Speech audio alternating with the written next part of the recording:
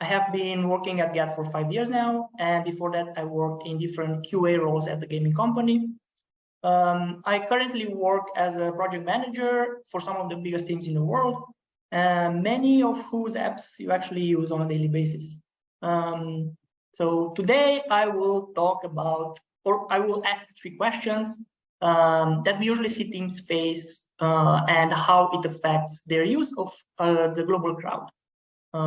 So the 3 questions are how to incentivize and direct focus, how to think about local expertise, and how to deliver more efficiently. Jumping to the first one, how to incentivize and direct focus. Now, if you attended the last webinar, we talked a bit about team narratives. Some localization teams have a series of tasks set by a senior team, like product or marketing, and usually they want to adapt the work they've done, which is built on a domestic theory of users. Now, this kind of team thinks about quality in a commodity sense of way, and the way they use Get reflects that. Usually they want to verify they've executed on the line items quickly and effectively, so they're interested in a rapid turnaround that we deliver, and they're really interested in a version of QA which is about verifying the l10n changes and that those are accurate. Their external QA is usually adversarial to their team or their LSP, sorry, because the system is designed to ensure that everybody is marking everyone else's homework. Now, the alternative is that the l10n teams are working much more towards delivering a specific metric, because that team is setting its own agenda.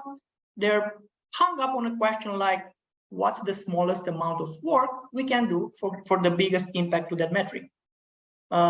When we find something which is actionable, whether that's a UX issue, like an experience a local user describes, or it's a compatibility issue, like checkout is working on a certain device, we're working with the team to help identify the opportunity, as well as verifying it's subsequently being fixed.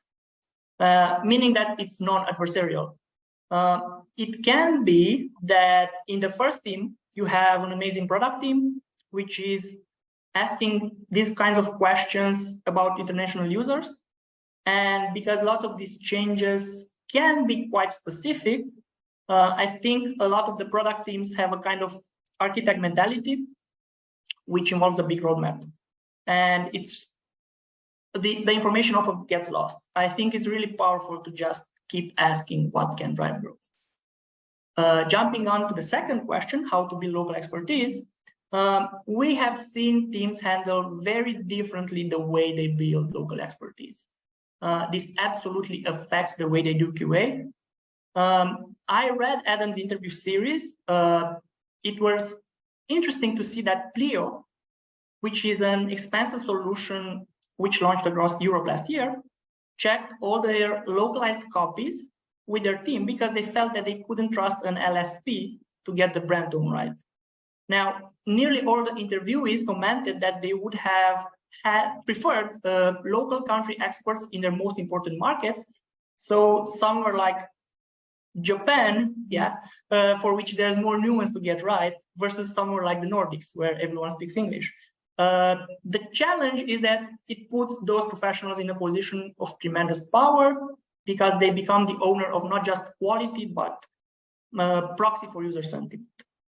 And it's very easy to lose analytic rigor and to shoot from the hip. And this person is probably not an expert in copywriting, UX and UI, or local solution building, but perhaps they are an expert in every demographic and or user context. Are they an expert in the kinds of analytics which would enable them to perceive a serious like checkout flaw, which is hidden in user data? What we need is communicable globalization data that can come in analytics to respond to different country metrics. And a lot of time we find ourselves doing these theses, building these theses to explain the data. And perhaps the profile you need is someone who can gather that data about these different line items and share them with you or with the experts in your team. jumping on to the third question, thank you, Adam. This one I'm going to ask rather than comment, because I know Zach is going to talk a little bit about this one, which is the squeeze for effectiveness. And my question is, what does effectiveness mean?